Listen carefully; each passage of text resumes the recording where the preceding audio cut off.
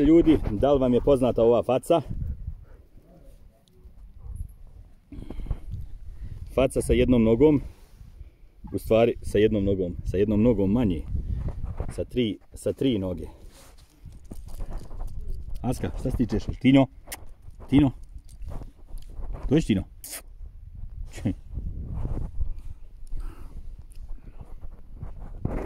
Tigra, gdje si ti?